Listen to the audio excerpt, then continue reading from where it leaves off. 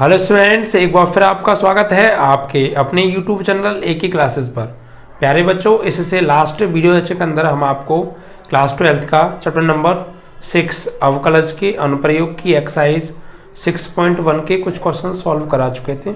आशा करते हैं कि वो क्वेश्चन आपको अच्छे से प्रिपेयर में हो गए होंगे बच्चों, और जानते हैं कि इस एक्सरसाइज तो इम्पोर्टेंट है ही, यहाँ से क्वेश्चन बनते हैं बच्चों, तो अच्छे से प्रिपेयर कीजिएगा एक्सरसाइज को, ठीक है। और जो भी क्वेश्चन रह गए आज हम उनके ऊपर बात करेंगे विदाउट एनी टाइम वेस्ट। तो बच्चों क्वेश्चन जो आपके हो गए थे वो आई थिंक 8 तक हमने कंप्लीट करा दिए थे। आज क्वेश्चन नंबर 9 आपका चलेगा, ठीक है। देखिए 9 में क्या कहा है, एक गुब्बारा जो सदैव गोलाकार रहता है, यानी ये गुब्बारा है वो गोलाकार है, गोलाकार लाइक फुटबॉल, ठीक है। आगे की त्रिज्या कैसी है, परिवर्तनशील है, यानी उसकी त्रिज्या क्या है, बदलती रहती है। उस गुब्बारे की जो त्रिज्या है, जो रेडियस है, वो क्या है, परिवर्तनशील है, यानी बदलती रहती है, ठीक है। त्रिज्या के सापेक्ष आयतन के परिवर्तन की दर निकालनी है। त्रिज्या के सापेक्ष, इस सवाल में कहा है उसने कि त्रिज्या के सापेक्ष। अगर वो नहीं कहता तो फिर हम टी के सापेक्ष, समय के सापेक्ष लेके चलते, लेकिन यहाँ पे उसने कह दिया बच्चों, ठीक है, कि त्रिज्या के सापेक्ष आयतन के परिवर्तन की दर बताइए और त्रिज्या दे रखी है 10 सेंटीमीटर। Question number 9। तो गोलाकार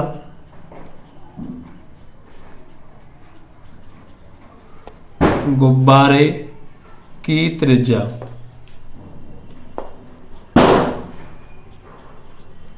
R बराबर 10 सेंटीमीटर, और निकालना क्या है उसका बच्चों, आयतन। त्रिज्या के सापेक्ष आयतन के परिवर्तन की दर निकालनी है। त्रिज्या के सापेक्ष आयतन के परिवर्तन की दर, त्रिज्या के सापेक्ष यानी dv/dr हमें निकालनी है, ठीक है। और त्रिज्या कैसी है इसकी, परिवर्तनशील है, यानी बदलती रहती है। तो कोई दिक्कत नहीं है, आयतन में परिवर्तन चाहिए ना, तो आयतन लिखो। अच्छा, जो गुब्बारा है वो कैसा है, वो गोलाकार है, इसीलिए आयतन किसका लगेगा, गोले का लगेगा, ठीक है। तो यहां पर लिखेंगे गोलाकार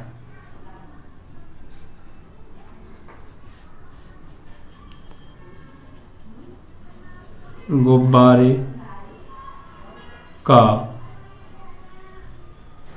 आयतन। आयतन को लिखते हैं बच्चों v से, तो गोले का आयतन होगा 4/3 पाई r क्यूब, ठीक है। अब r के सापेक्ष संकलन करना है, क्योंकि r के सापेक्ष आयतन में परिवर्तन की दर हमसे पूछी है।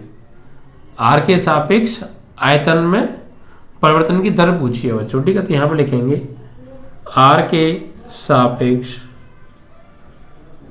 अवकलन करने पर, क्योंकि प्रश्न में खुद क्या चल रहा है, त्रिज्या के सापेक्ष, और वो नहीं कहता तो टी के सापेक्ष करते, ये बात ध्यान रखिएगा, ठीक है। तो v का करेंगे dv/dr बराबर 4/3 पाई, तो कांस्टेंट है, r की पावर q, तो 3r की पावर n-1 यानी 3 - 2, और दोबारा r का करेंगे तो 1 हो जाएगा।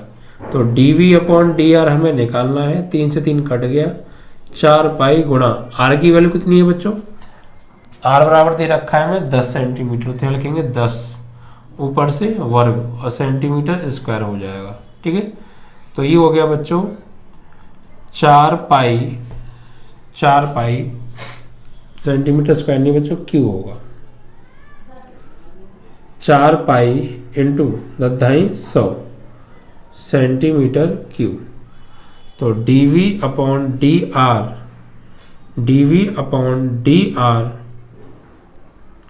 यहाँ देखिए बच्चों, मात्रक को लेकर थोड़ी सी आपको प्रॉब्लम रहे तो मैं आपको बता दूं कि परिवर्तन की दर पूछ रहा है वो r के सापेक्ष, और r का मात्रक क्या, सेंटीमीटर, या तो इसको सेंटीमीटर क्यूब प्रति सेंटीमीटर लिखो या ओनली सेंटीमीटर स्क्वायर लिखो, वो डिपेंड करता है आपके ऊपर, ठीक है। तो ये हो जाएगा 400 पाई सेंटीमीटर क्यूब प्रति सेंटीमीटर। अब ऐसा क्यों, देखिए आयतन है, आयतन सेंटीमीटर क्यूब में आता है, तो सेंटीमीटर क्यूब, और बटे आर, आर क्या है रेडियस, तो आर के सापेक्ष आर का मात्रक सेंटीमीटर, या इसको ओनली सेंटीमीटर स्क्वायर भी ले सकते हैं, ठीक है। तो ये 400 पाई सेंटीमीटर स्क्वायर आपका आयतन के परिवर्तन की दर आ गई है। 400 सेंटीमीटर क्यूब पर सेंटीमीटर, या 400 centimetre cube centimetre square only, इतना भी आप कर सकते हैं। तो आयतन में परिवर्तन की दर पूछी थी तो आ गया। सबसे पहले हमें रेडियस दे रखी है, आयतन में परिवर्तन की दर पूछी है आर के सापेक्ष। तो गोलाकार गुब्बारे का आयतन 4/3 पाई आर क्यूब, इसका अवकलन कर दिया डीवी बटे डी आर, ये सॉल्व होकर आ गया। आर की वैल्यू लगा दी 10, 10 का वर्ग 100, ठीक है। तो 100 सेंटीमीटर क्यूब प्रति सेंटीमीटर, या ओनली या 400 पाई सेंटीमीटर स्क्वायर, दोनों ही ठीक है बच्चों, ठीक है। ये आपका आंसर आर के सापेक्ष आयतन में परिवर्तन की दर आ गई, जो कि हमसे पूछी थी। अब देखिए बच्चों, इससे अगला क्वेश्चन क्या है 10वां। इसमें बोला 10 में बच्चों, 10वें प्रश्न में देखिए क्या कहा है। इसमें कहा है कि 5 सेंटीमीटर लंबी एक सीढ़ी दीवार के सहारे झुकी हुई है, यानी इस तरीके से बच्चों ये एक दीवार होगी और इसके सहारे एक ये सीढ़ी है, ये बच्चों झुकी हुई है, ये क्या है सीढ़ी, ठीक है। ऐसे तो होता है, ये दीवार हो गई और ये दीवार जमीन से कैसा कोण बनाएगी 90 का, ठीक है। तो ये एक सीढ़ी होगी जो कि झुकी हुई है बच्चों दीवार के सहारे, ये दीवार हो गई, ठीक है। आगे क्या कह रहा है, 5 मीटर लंबी सीढ़ी दीवार से झुकी हुई है। सीढ़ी की लंबाई कितनी है 5 मीटर, 5 मीटर, ठीक है। और आगे बोल रहे हैं जमीन के अनुसार दीवार से 2 सेंटीमीटर की दर से खींचा जाता है।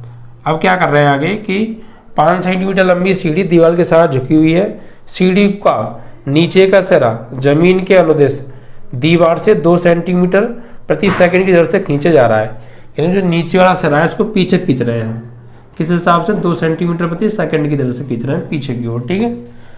तो जब इस सीढ़ी को हम नीचे से खींचेंगे तो ऊपर से नीचे खिसक के आएगी, ठीक है। तो दीवार पर इसकी ऊंचाई किस दर से घट रही है, जबकि सीढ़ी के नीचे का सिरा दीवार से 4 मीटर की दूरी पर है। जो नीचे का सिरा है ये कितना है दीवार से 4 मीटर की दूरी पर है। जब इसको यहाँ से हम पकड़ के नीचे से खींचेंगे सीढ़ी को, तो जाहिर सी बात है जो सीढ़ी की ऊंचाई है यहाँ तक, ये नीचे, ये भी नीचे खिसक के आएगी, ठीक है। तो इसकी ऊंचाई में किस दर से परिवर्तन हो रहा है, तो यह मान लेते हैं जो सीढ़ी है वो h मीटर ऊंचाई तक पहुंचती है और इसकी दूरी मान लेते हैं x, ठीक है। और फिर देखते हैं क्या कह रहा है ये। ऊंचाई में परिवर्तन हमसे बच्चों पूछा है, किसमें ऊंचाई में परिवर्तन। तो देखिए यहाँ पर एक्चुअली जो हमें दे रखा है किताब में, एक बार और देख लीजिए आप, जो परिवर्तन दे रखा है जमीन के अनुदिश दीवार से 2 सेंटीमीटर प्रति सेकंड की दर से खींची जा रही है। सीढ़ी जो खींची जा रही है वो दीवार से 2 सेंटीमीटर प्रति सेकंड की दर से खींची जा रही है, ठीक है। तो यानी कि ये जो खींचने की दर तो दे रखी है वो कितनी है, दीवार से सीढ़ी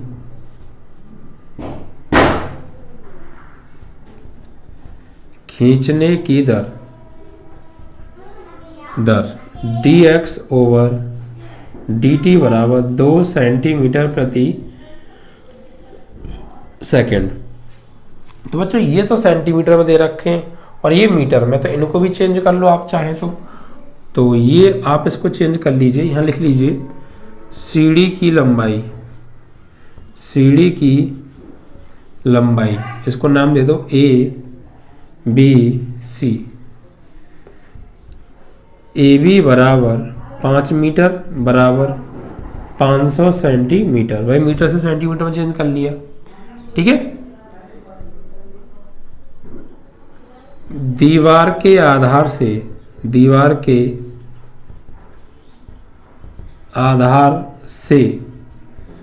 सीढ़ी के निचले सिरे की दूरी AC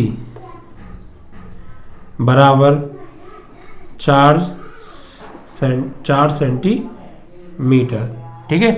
4 सेंटीमीटर है या 4 मीटर, एक बार और देख लीजिए आप क्वेश्चन में। 4 मीटर है बच्चों, 4 मीटर, तो ये हो जाएगा 400 सेंटीमीटर। ठीक है, अब देखिए बच्चों, एक्चुअली यहाँ पर हमसे पूछा ऊंचाई में परिवर्तन ज्ञात क्या करना है, dh/dt, सीढ़ी की ऊंचाई में किस दर से परिवर्तन हो रहा है। तो देखिए बच्चों, यहाँ पर है ना, इसको x माना है, वैसे ही 4 दे रखा है, ये 5 दे रखा है, h निकालना है, क्योंकि ऊंचाई में परिवर्तन निकालना तो ऊंचाई को बचा के रखना है हमें। ठीक है, तो यहाँ पर लिखेंगे हम समकोण त्रिभुज ABC में पाइथागोरस प्रमेय से, तो कर्ण का स्क्वायर बराबर आधार का स्क्वायर प्लस लंब का स्क्वायर, तो 90 के सामने कर्ण क्या होगा 5, 100 सेंटीमीटर स्क्वायर बराबर आधा कितना है x स्क्वायर और लंब h स्क्वायर, तो ऐसे h स्क्वायर बराबर आ जाएगा 500 का स्क्वायर अंडर रूट में 500 का स्क्वायर माइनस के x स्क्वायर। ठीक है, तो h बराबर भाई h स्क्वायर बराबर लोगे तो रूट आपको अभी हटाना पड़ेगा, रूट मत लगाओ, और h बराबर लोगे तो ये आ जाएगा इधर अंडर रूट में 500 का स्क्वायर माइनस x का स्क्वायर। ठीक है, h बराबर आ गया इतना, h बराबर अंडर रूट में 500 का स्क्वायर माइनस x का स्क्वायर। ठीक है, अब यहाँ पर इसका अवकलन कीजिए आप, तो समय के t के सापेक्ष अवकलन करने पर t के सापेक्ष क्या करोगे आप, इसका अवकलन करोगे, तो dh/dt बराबर रूट एक्स का 1/2 अंडर रूट एक्स का 1/2 रूट एक्स, और फिर दोबारा इसका करेंगे तो 500 का स्क्वायर का क्या हो जाएगा, कांस्टेंट है 0 माइनस एक्स स्क्वायर का क्या होगा 2x, एक्स स्क्वायर का 2x। ठीक है, और दोबारा x का करेंगे dx/dt। इसके बाद देखिए बच्चों आगे क्या होगा, तो dh/dt बराबर 1/2 अंडर रूट में 500 का स्क्वायर माइनस x की वैल्यू कितनी दे रखी है बच्चों, x की जो वैल्यू दे रखी थी हमने, दे रखी थी हमें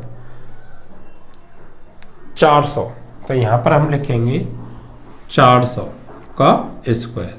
ठीक है, उसके बाद बच्चों आगे आ जाओ, तो माइनस के 2 इंटू एक्स की वैल्यू 400 और dx/dt ये भी हमें दे रखा था 2 सेंटीमीटर प्रति सेकेंड, तो 2 सेंटीमीटर प्रति सेकेंड। अब इसको सॉल्व आउट करना है बस आपको, तो dh/dt बराबर सॉल्व इसको अगर किया जाए तो ऊपर कितना हो गया बच्चों, 2 दूनी 4 4 चौक 16, 100 सेंटीमीटर प्रति second divide by 2 under root में, यहाँ पर इसको जब हम सॉल्व करेंगे तो एक बार जोड़ दे हुआ घटा दो, तो 500 प्लस 400, 500 माइनस 400, तो 2 8 16, तो 800 सेंटीमीटर प्रति सेकेंड बटे अंडर रूट में 900 और ये 100, तो ऊपर तो 800 हो गया सेंटीमीटर प्रति सेकेंड, और बटे नीचे बच्चों 900 का बाहर आएगा कितना 30 और 100 का 10, 1 2 1 2, तो फाइनली माइनस के 8/3 सेंटीमीटर प्रति सेकेंड आंसर। ठीक है, तो उसकी ऊंचाई में जो कमी हो रही है वो 8/3 सेंटीमीटर प्रति सेकेंड की दर से क्या होगी, कमी होगी। अच्छा, कमी हो रही है इसलिए ये माइनस आ रहा है, माइनस सिर्फ इस बात को बता रहा है कि उसकी ऊंचाई में कमी हो रही है, बाकी यहाँ पर और माइनस का कोई मतलब नहीं है। आप इसको प्लस 8/3 सेंटीमीटर प्रति सेकेंड भी लिख सकते हैं, सिर्फ माइनस इस बात को बता रहा है कि कमी हो रही है, अगर प्लस आता तो बड़ी बढ़ोतरी होती। तो फाइनली ऊंचाई में जो परिवर्तन हुआ है समय के सापेक्ष वो 8/3 सेंटीमीटर प्रति सेकेंड, इतने की क्या हो गई, उसकी कमी हो गई ऊंचाई में। ठीक है, तो बस आपको ध्यान ही रखना है कि जो ऊंचा उसकी आधार से लेके सीढ़ी के सिरे तक की जो दूरी में परिवर्तन है वो 2 सेंटीमीटर पर सेकंड है। तो सीढ़ी की लंबाई को भी सेंटीमीटर में चेंज कर लो, और जो आधार की दूरी दे रखी है 4, उसको भी सेंटीमीटर में 400 सेंटीमीटर बना लो। पाइथागोरस थंब लगाओ, h का मान निकालो, फिर t के रेस्पेक्ट में अवकलन कर दो, x का मान लगा दो, और dx बटे dt का मान तुम्हें ही पता है, लगा के सॉल्व कर दो, dh बटे dt निकाल लो, 8/3 सेंटीमीटर प्रति सेकंड। ठीक है, इस तरीके से। तो सवाल को देख के घबराया मत करो, समझा करो what is the concept of question.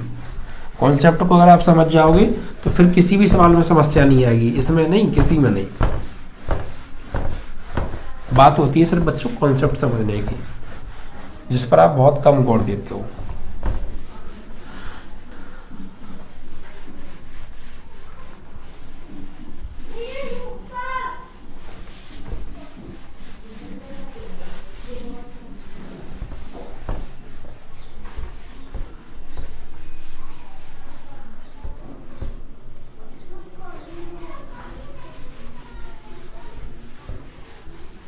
चलिए अगला क्वेश्चन देखते हैं बच्चों।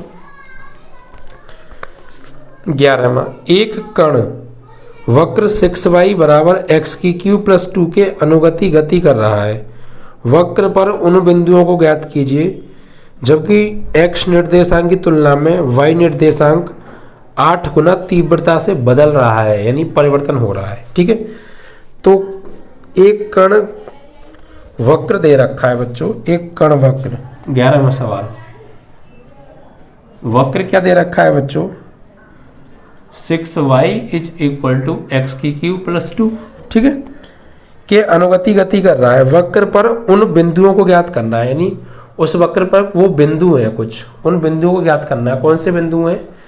कि जबकि x निर्देशांक की तुलना में y निर्देशांक 8 गुना तीव्रता से बदल रहा है। बदल रहा है मतलब परिवर्तन, यानी dx बटे dt x में परिवर्तन और dy बटे dt यानी y में परिवर्तन। तो ये बोल रहा है कि जो x निर्देशांक में जो परिवर्तन है dx बटे dt है वो y निर्देशांक यानी x निर्देशांक की तुलना में y निर्देशांक में जो परिवर्तन हो रहा है वो 8 गुना अधिक तीव्रता से हो रहा है। ठीक है, ये तो बोल रहा है, दोबारा पढ़ लो वरना। x निर्देशांक की तुलना में y निर्देशांक 8 गुना तीव्रता से बदल रहा है। ये इसकी तुलना में ये बदल रहा है, कितनी गुना तीव्रता से? ये 8 गुना तीव्रता से y निर्देशांक बदल रहा है। तो ये 8 गुना तीव्रता से बदल रहा है तो 8 गुना कर दो इसको, क्योंकि मुझे करना है दोनों को बराबर। तो x की तुलना में y 8 गुना तीव्रता से ये बदल रहा है, 8 गुना तीव्रता से बदल रहा है ये, तो 8 गुना से इसे भी कर दो, तभी तो बराबर होंगे। हमें करना है बराबर, तो किताब में कह रहा है ये 8 गुना तीव्रता से बदल रहा है, हमें करना है बराबर, तो 8 गुना ऐसे भी कर दो, तभी तो बराबर होंगे। ठीक है, और बदल रहा है इसलिए हमने dx dy बटे dt या dx बटे dt का लिखा है, क्योंकि परिवर्तन हो रहा है। बदलना मतलब परिवर्तन होना। ठीक है, तो निर्देशांक निकालने यानी x और y के मान निकालने। ठीक है, तो यहाँ पर क्या कीजिए आप, इसको आ जाओ बच्चों, इसका अवकलन करो x के साथ t के सापेक्ष, जो कहा तो है नहीं, t के सापेक्ष अवकलन। तो 6y का क्या होगा? dy ओवर dt बराबर x की क्यू का 3x स्क्वायर और dx बटे dt और प्लस 2 कॉन्स्टेंट है, क्या हो गया? 0। इसे बना दो आप equation number first. From first तो 6 dy ओवर dx की वैल्यू कितनी है? dx बटे dt into 8, dx over dt into 8। ठीक है, किसकी जगह लगा दिया? यहाँ पे 6 dy ओवर dt की वैल्यू लगा दी, dx बटे dt इंटू 8। ठीक है, बराबर 3x square dx over dt। इससे बच्चों ये कट गया, तो 6 8 48 बराबर 3x स्क्वायर। 3 से काटो, 3 एकम 3, 3 6 18, तो x स्क्वायर बराबर 16। तो x बराबर प्लस माइनस के 4, x और क्या आ गया? प्लस माइनस के 4। अब इसको आप कुछ भी नाम दे दो, चलो इसे दे दो 2, इसे दे दो आप 2 और इसे दे दो आप 1। ठीक है, तो पुट इन फर्स्ट इक्वेशन, तो यहाँ पर आप लगाओगे तो 6y बराबर, यहाँ पर x की वैल्यू लगाओगे प्लस माइनस 4 की घात 3 प्लस 2, तो 6y बराबर प्लस माइनस 64 प्लस 2, तो 6y बराबर, तो यहाँ पर बच्चों आप क्या करेंगे, प्लस लोगे तो कितना आएगा, प्लस लोगे तो ये हो जाएगा आपका 66, तो कितना आएगा 11, तो y बराबर आ गया 11, और माइनस लोगे तो ये आएगा आपका 62। ठीक है, तो ये आपका आएगा 64 में से 2 गया तो बच्चों 62, तो काटो, ये हो जाएगा आपका 2 3 6, 2 3 6, 2 एकम 2, तो y बराबर -31/3। ठीक है, तो इस तरीके से वैल्यू आएंगी बच्चों, यानी कि अगर आप यहाँ प्लस का 4 लेंगे, प्लस का 4 लगाओगे आप यहाँ पर, तो 64 64 2 66, 66 को 6 से भाग दोगे 11 बार, और माइनस का आप 4 लगाओगे तो माइनस के 64 हो जाएंगे, और फिर 2 घटाएंगे तो वही माइनस के 62 आएगा, फिर काटोगे तो 31/2 आएगा। यानी कुल मिला के जो आंसर आया बच्चों वो क्या आया, हमारे जो बिंदु आए, जो निर्देशांक आएंगे निकल के, वो क्या आएंगे, निर्देशांक आएंगे बच्चों x, y बराबर, और x की वैल्यू +4 लोगे तो y की वैल्यू आएगी 11, और x की वैल्यू -4 लोगे तो y की वैल्यू आएगी -31/2। ठीक है, इस तरीके से तो निर्देशांक पूछे थे, आपके निर्देशांक आ गए। ठीक है, चलिए तो कॉन्सेप्ट पे ध्यान दें, सवाल सभी आराम से हो जाएंगे आपके। नेक्स्ट क्या है बच्चों क्वेश्चंस, देखिए 12वें क्वेश्चन में बच्चों हमें दिया है, हवा के एक बुलबुले की त्रिज्या 1/2 सेंटीमीटर की दर से बढ़ रही है, मतलब परिवर्तन हो रहा है। तो हवा का जो बुलबुला होता है बच्चों वो गोलाकार होता है। ठीक है, तो लिखेंगे हवा के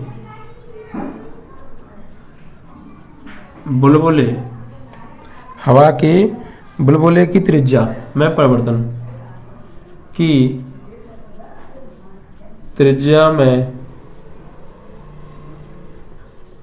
परिवर्तन, यानी dr/dt बराबर 1/2 सेंटीमीटर प्रति सेकंड। ठीक है, बुलबुले का आयतन किस दर से बढ़ रहा है, dv/dt हमसे पूछा है, और जबकि r बराबर दे रखा है 1 सेंटीमीटर। आयतन में परिवर्तन पूछा तो बहुत सिंपल है, जो बुलबुला होता है बच्चों वो गोलाकार होता है, तो गोलाकार बेशक कहा नहीं है लेकिन आप फिर भी मान के चलेंगे, क्योंकि जो हवा का बुलबुला होता है वो गोलाकार होता है, आपने भी देखा होगा। ठीक है, तो गोलाकार हवा के बुलबुले का आयतन v बराबर 4/3 πr3। तो इसका कर दीजिए t के सापेक्ष अवकलन, तो dv/dt बराबर 4/3 पाई तो कांस्टेंट है, इसका 3r²। ठीक है, अच्छा इसमें समय के सापेक्ष कहा है, कोई दिक्कत नहीं है, समय के सापेक्ष कहा है तो 4/3 पाई तो कौन सा हो गया कांस्टेंट, r³ का 3r², और r का दोबारा करेंगे तो dr/dt, 3 से 3 कट गया, तो 4 पाई r² dr/dt, तो 4 पाई r की वैल्यू 1² और dr/dt की वैल्यू 1/2 सेंटीमीटर प्रति सेकंड। तो फाइनली जो आंसर आएगा 2 दूनी 4, तो 2 पाई सेंटीमीटर क्यूब प्रति सेकंड, जो कि आयतन में परिवर्तन पूछा है t के सापेक्ष, तो आयतन में इसलिए सेंटीमीटर क्यूब और बटे t है इसलिए सेकंड, तो 2 पाई सेंटीमीटर क्यूब पर सेकंड। ठीक है भाई, 4/3 पाई r क्यूब, 4/3 पाई कांस्टेंट, 3r² r का dr/dt, 4/3 3 से 3 कट गया, 4 पाई r², ये r की वैल्यू 1² 1 आएगा, और ये इसका मान 1/2, तो 2 दूनी 4, तो 2 पाई सेंटीमीटर क्यूब पर सेकंड। हो सकता है पाई का मान लगा दिया हो, आप लगा देना 22 शायद अगर कहे तो, अदरवाइज कोई दिक्कत नहीं है। तो ये आयतन में परिवर्तन भी बच्चों आ गया। ठीक, तो आयतन में परिवर्तन चाहिए तो आयतन का फॉर्मूला लगाओ, क्षेत्रफल में परिवर्तन चाहिए क्षेत्रफल में परिवर्तन का फॉर्मूला लगाओ, क्षेत्रफल वाला। अब देखिए बच्चों क्वेश्चन नंबर 13 में क्या कहा है, 13वें सवाल में है बच्चों, एक गुब्बारा जो सदैव गोलाकार रहता है का परिवर्तनशील व्यास दे रखा है बच्चों। गोलाकार गुब्बारे का परिवर्तनशील व्यास, गोलाकार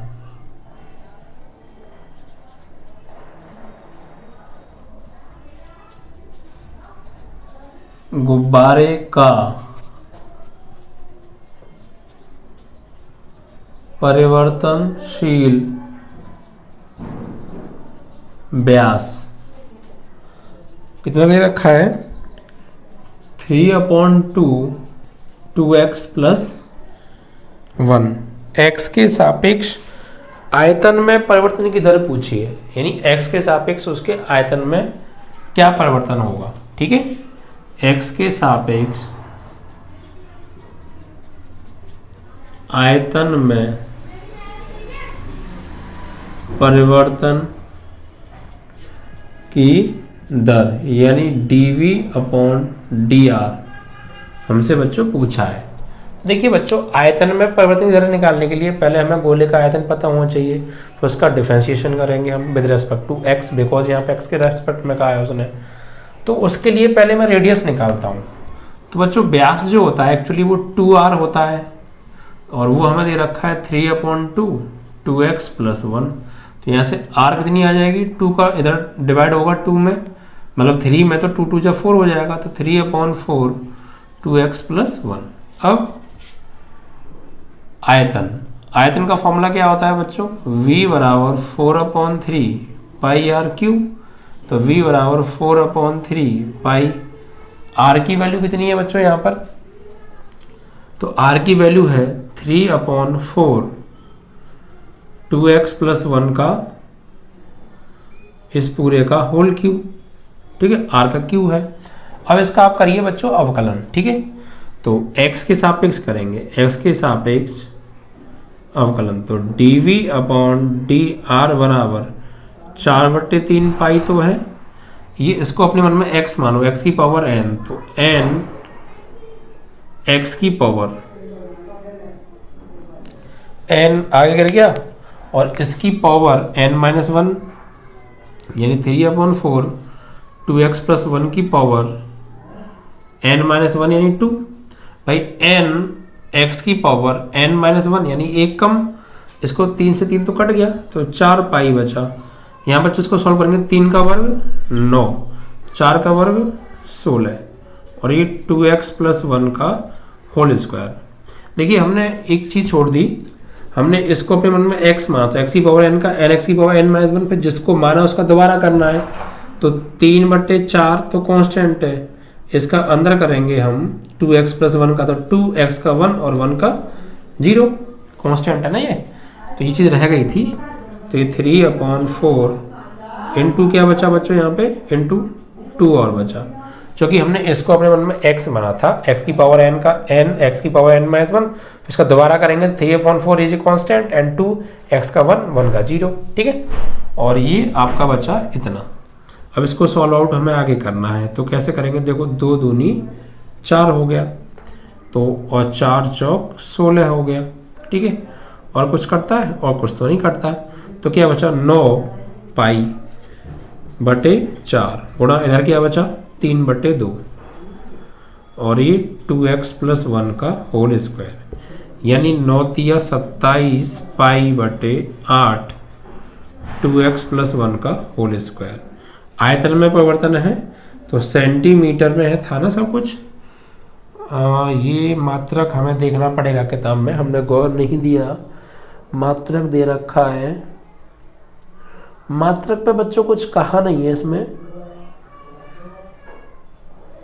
तो कोई दिक्कत नहीं है। मात्रक तो कुछ कहा नहीं है, सेंटीमीटर मीटर कुछ कहते तो वही लिखते हैं। ठीक है, तो फिर यहाँ पर हम क्या लिखेंगे, इसका मात्रक होगा unit Q per unit, unit Q per unit. अब यूनिट जो भी रहा होगा, हमें तो दिया नहीं है, तो ये आपका आंसर आ गया। ठीक है, इस तरीके से।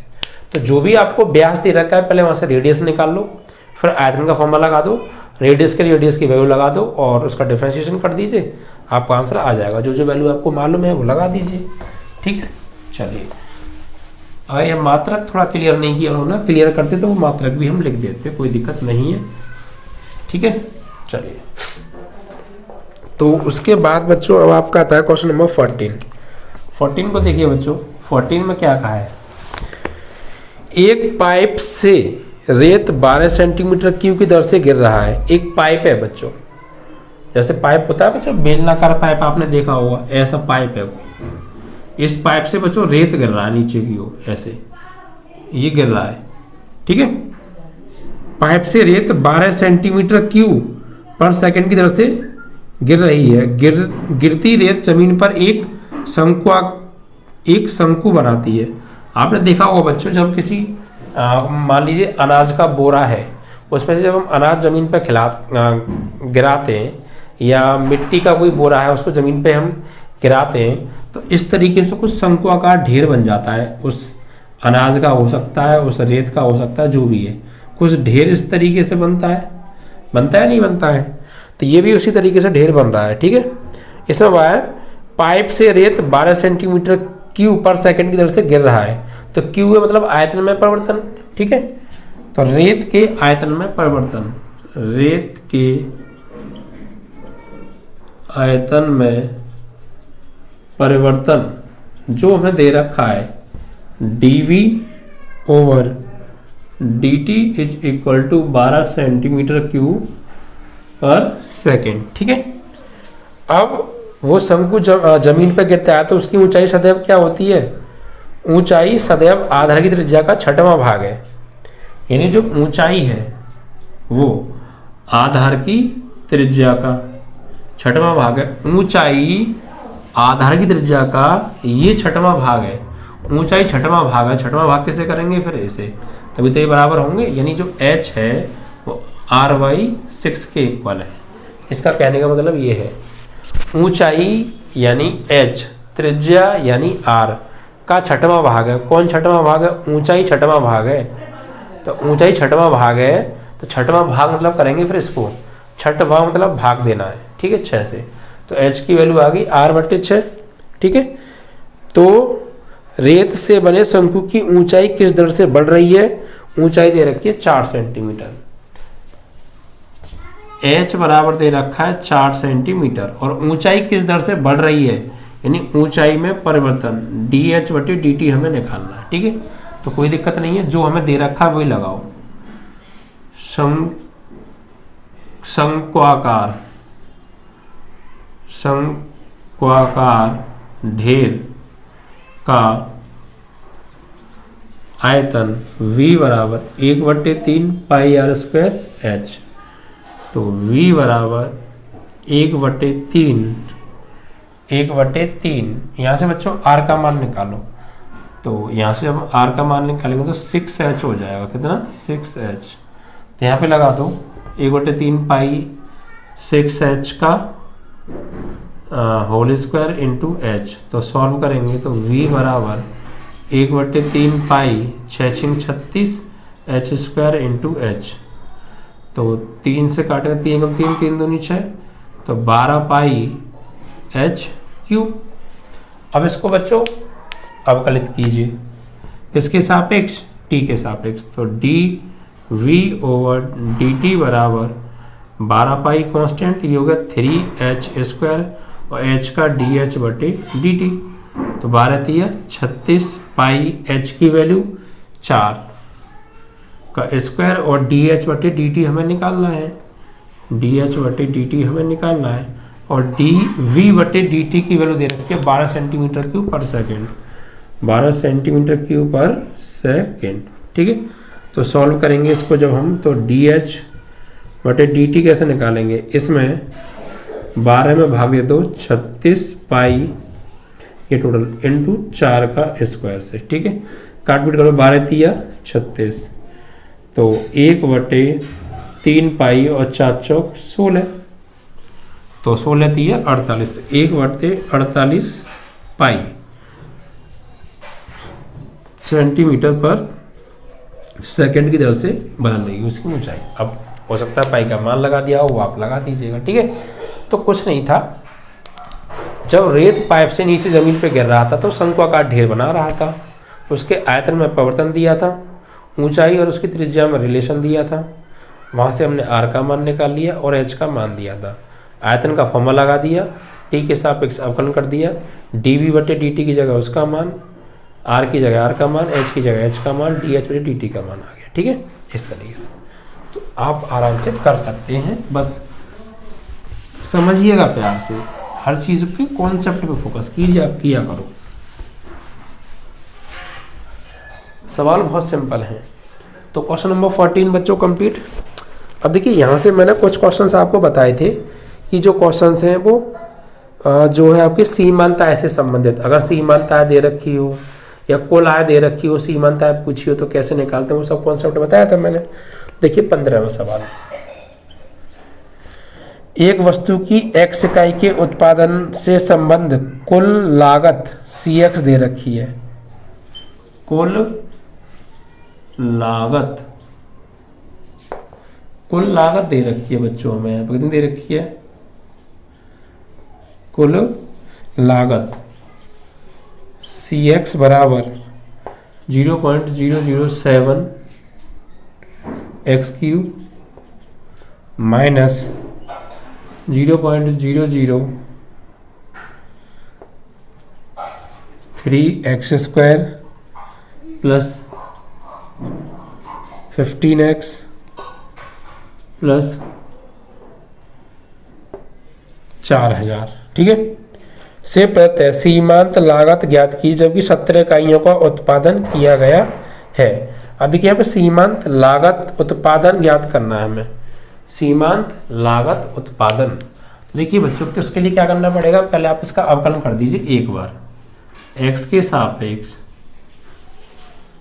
अवकलन, तो c' x ये आगे गिरेगा तो इसका मल्टीप्लाई करेंगे इसमें 7 × 21 और 0.3 बाद तो इतना आ जाएगा x²। भाई ये आगे करेगा 3 तो 3 का 7 में मल्टीप्लाई इतना आएगा 0.021 और ये x²। फिर माइनस इसका करेंगे तो 0.0032 × 6 x और यहाँ प्लस 15 x का 1 और कांस्टेंट का 0। तो फाइनली जो c' x आएगा आपका वो आएगा इतना। ठीक है, अब इसमें ये बोल रहा है कि 17 इकाइयों का उत्पादन किया गया है, तो इसमें x की जगह क्या लगा दो 17, x बराबर 17 रखने पर तो c' 17 बराबर 0.021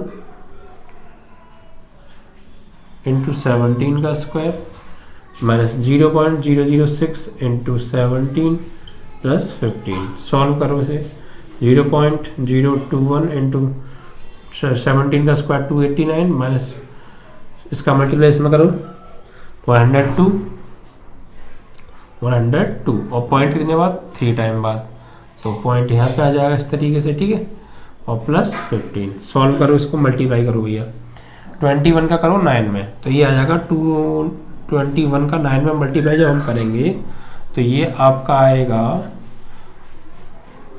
189 आएगा, 189 का 9 कैरी लगा 18, फिर 21 का 8 में करिए आप मल्टीप्लाई तो कितना आएगा, ये आएगा 168 और 10 178 और 8 178 और 8 हो जाएगा 186 का 6 आ गया, 18 कैरी, फिर 21 2 जा 42 और ये हो जाएगा 42 और 52 और 8 60 इतना आएगा। और पॉइंट इसमें लगेगा बच्चों 3 टाइम बाद, आफ्टर 3 टाइम इतना आएगा। ठीक है, लगेगा तो ये चीज़ आएगी बच्चों इसको सॉल्व करके। और माइनस ये आपका हो गया 0.102 प्लस 15, इसको सॉल्व करेंगे आप, माइनस कीजिए, 9 से 2 गया 7, 6 से 0 गया 6 और यहाँ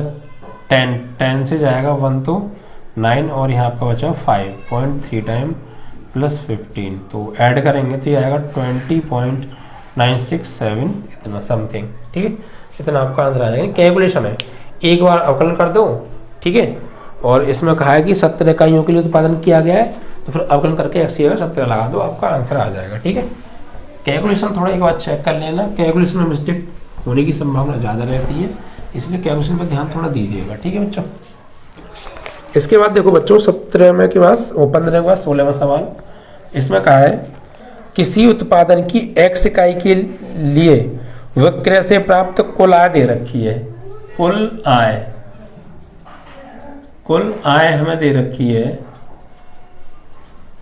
Rx, कितनी है कुल आय? Rx बराबर 13x square plus 26x plus 15 से प्रदत्त है। सीमांत आय ज्ञात कीजिए, x बराबर 7। सीमांत आय हमसे निकलवाई है और x बराबर दे रखा है 7। तो सीमांत आय देखो कैसे निकालेंगे, पहले इसका करो अवकलन। भाई कुल आय है, कुल आय हमें दे रखी है, मैंने बताया था अगर आपको कुल आय दे रखी हो और सीमांत आय निकालनी हो तो उसका एक बार अवकलन कर दीजिए। तो सीमांत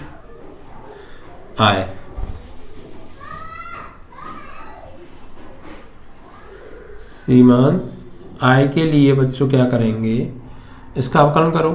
r डैश x बराबर 13 दूनी 26x और ये 26 और ये 0।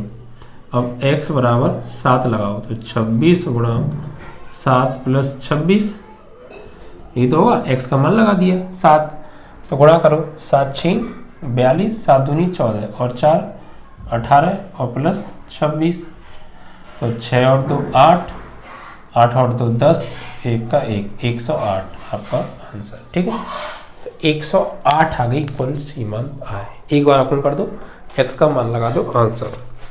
अभी के 17 18 सही विकल्प का चयन करना है बच्चों। 17वें सवाल में सही विकल्प का चयन करना है आपको। एक वृत्त की त्रिज्या दे रखी है r बराबर 6 सेंटीमीटर, ठीक है। क्षेत्रफल में परिवर्तन निकालना है, तो वृत्त के क्षेत्रफल में क्या पूछा है? परिवर्तन, यानी dA बटे dt